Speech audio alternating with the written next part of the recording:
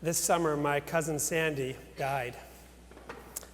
She was an older cousin of mine, someone who had been able to overcome tremendous challenges in her life, to have significant triumphs both personally and professionally, and I really looked up to Sandy. In July, early July, she posted on her Facebook page that she was diagnosed with cancer. And then later that month, she shared that things had gotten worse. And then in August, she died. I never called her. I never called to say, Sandy, I admire you. Thank you for all you've done for our family. Thank you for inspiring me. I love you. I never called her. And I regret that so much. Regret happens in our life no matter what. It comes with our mere act of existing. The writer George Saunders spoke of his regret at a commencement speech earlier this year. Perhaps you read of his words. He said that in 7th grade, this new, small, shy kid named Ellen joined our class. She wore these blue cat's eye glasses that at the time only old ladies wore. And when nervous, which was pretty much always, he said, she had a habit of taking a strand of hair from her head and chewing it in her mouth. So she came to our school and was mostly ignored and sometimes teased. Your hair tastes good, things like that. And I could see that this hurt her. He says that he still remembers the way she'd look after such an insult. Eyes cast down, a little gut kicked, trying as much as possible to disappear. And after a while, she'd drift away, hair strand still in her mouth.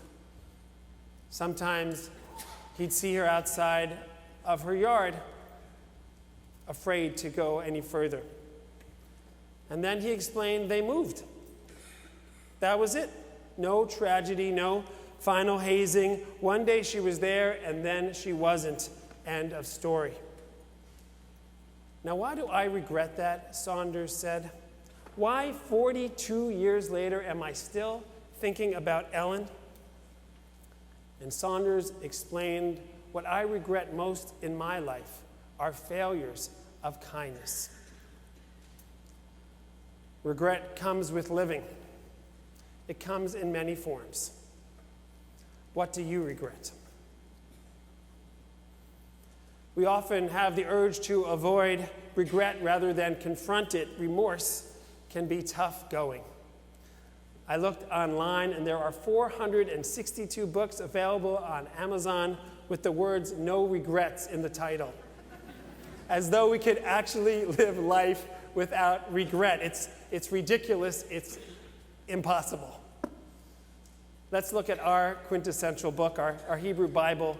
In it, even God regrets. Early in the Torah, God witnesses the evil and wicked behavior of humanity, and God regrets having created people. God actually wishes God could take man and woman back. Later, God regrets selecting Saul as the first Jewish king of ancient Israel. And in the Talmud, our sages teach that God also regrets having allowed other events to occur, such as the Babylonian exile. Regret is as inevitable as breathing. It's true for God, and it's true for us. As Jews, especially on Yom Kippur, we do not shy away from asking ourselves, what do we regret, and what might we just do about these regrets? Candor in admitting and addressing our regrets stretches us to be better human beings. Start with people you've lost. If you had the chance, what would you say to someone who's already gone? Maybe they are no longer living, or maybe they're inaccessible.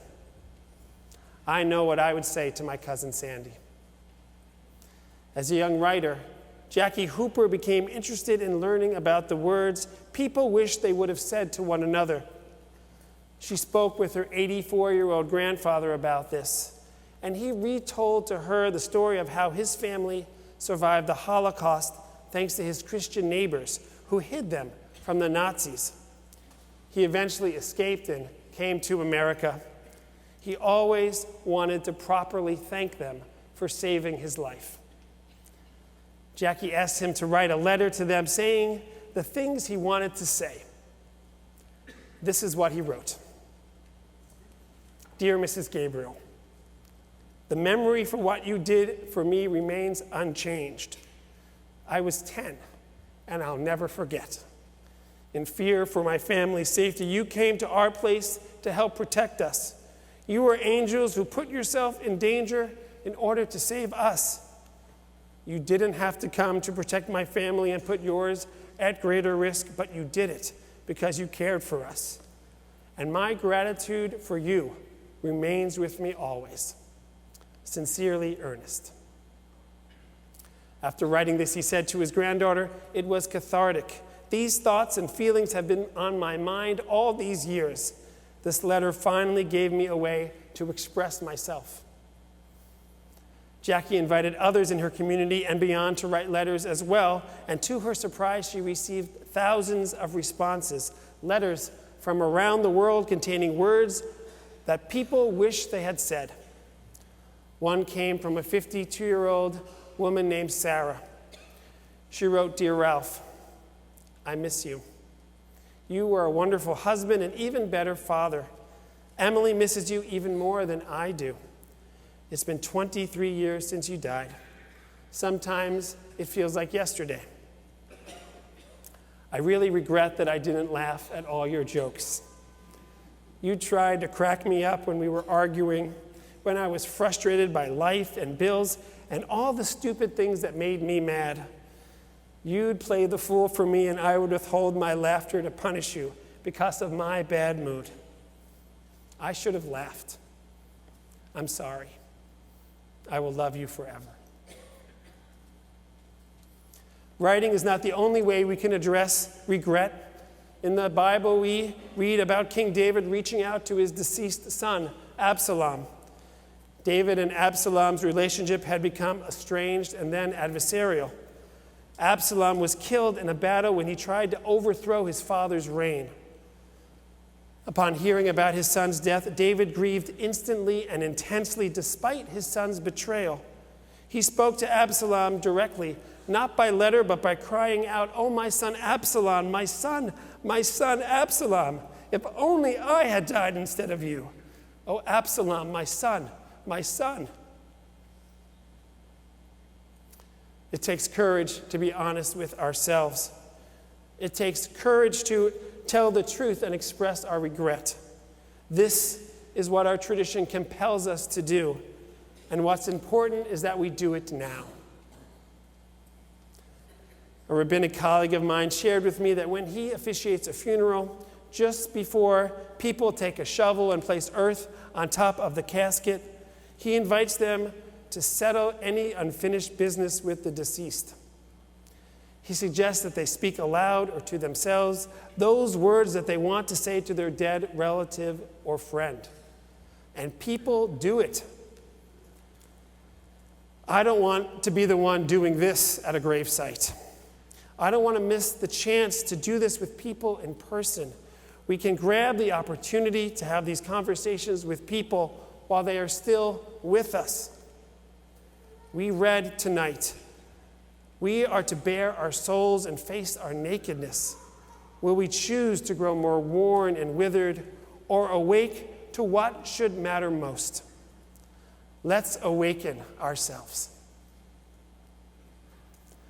What about those relationships that are healthy and happy? One of my favorite one-panel cartoons shows a picture of a large convention hall with a banner above the hall's entrance. Welcome, children of functional families. And sitting in the hall, thousands of seats, of course, but sitting in the hall are 5 people. It's funny, but we know the truth. We know that most of our relationships with family and friends are functional and healthy, despite the occasional strain. We don't ever want to regret having not told them how we feel or telling them too rarely and too reservedly. Sometimes the people we love get the least attention. I suggest we need to say to them directly and unequivocally, I cherish you. I'm fortunate to know you. I'm grateful for you, for all you have done and for all that you've done for me. We can reinvigorate the relationships that are the most meaningful to us, those in need of repair and those that are thriving. This day is meant to help us reflect on how to deepen all our connections. Moses does this. In the book of Deuteronomy, Moses is in an unusual situation. He knows he will not be going into the land of Israel, and he is aware that he will soon die. Instead of separating himself from the Israelites, he, in his final days, shares words of love and sometimes rebuke. And many of his words are timeless. They continue to ring in the consciousness of the Jewish people. We know these words as the Shema prayer and the V'ahavta prayer. But before they ever made it into a prayer book, before prayer books even existed, Moses said these words as his final goodbye to his people. How lucky we are that he said them. Yom Kippur reminds us that it is never too late for us to say what needs to be said. Our regret isn't always about relationships. It's often about the choices we've made or didn't. I've been talking to many people about these types of regrets, and we all have them. Pursuing an unsatisfying career, turning down the chance to live and work abroad, not purchasing that apartment that would have made living in our crazy real estate city so much easier. These are tough choices to come to terms with. Hospice nurse Bronnie Ware wrote a book last year about the regrets of the dying. The two most common regrets she heard from her dying patients were that they made life choices that did not honor their dreams, and that they spent too much time working. She urges us to choose consciously, choose wisely, and choose honestly. The only way we could possibly avoid regrets is if we were perfect, and we know we humans are not. For Jews, perfection has never been the goal. Only teshuvah, the act of repentance, or more accurately, returning or turning to our best selves, the goodness, the honesty, the love, the kindness that our tradition says and knows is inside each of us. Judaism takes a clear and positive stance about the future. When we return to this good that is inside us, there will be better days, and our actions, our teshuvah, our returning, will hasten their arrival. Ours is a tradition of hopefulness. Our optimism comforts us when we are struggling, feeling unsteady or unsure. Hope buoys us when we mourn our losses, when we face our regrets. It helps us pave the way for future decisions. It takes great courage to do this. And when we do, we are participating in the classic Jewish act of renewal. We must constantly renew our lives. It is never too late. Each Shabbat morning here we read these words. You were convinced it could never happen, that nothing could change, that your despair would overtake you and drive you into the sea. But one day, today, you held your breath and decided to leap forward. And then the waters parted, and your feet found dry land. Like our ancestors today, we are here tonight to take steps forward. Let us speak to our children. Let us find a confidant we trust to work on overcoming the inertia, the anger, the embarrassment, whatever it is that is keeping us from facing and addressing our regrets. I invite us all this new year to leap forward onto new and dry land. Harold Schulweis wrote, "It is never too late to say no to the past and to say yes to the future, to offer remorse for regrets, to ask and give forgiveness. It is never too late to feel again, to love again, to hope again." Shana Tova.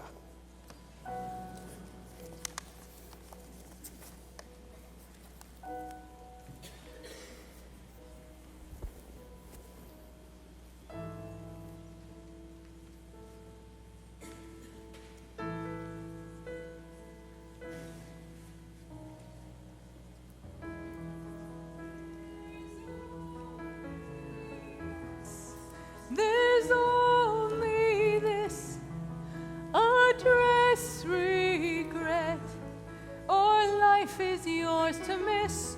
No other path, no other way, no day but today. There's only us, our dreams inside. We must let go to know what's right. No other road, no other way, no day but today. It's not too late. The book's not closed. I trust my soul. My only goal is just to be. There's only now, there's only here. Give in to love or live in fear. No other path, no other way, no day but today. There's only us, there's only this address, regret, or life is yours to miss. No other road, no other way, no day but today. No day but today. No day but today.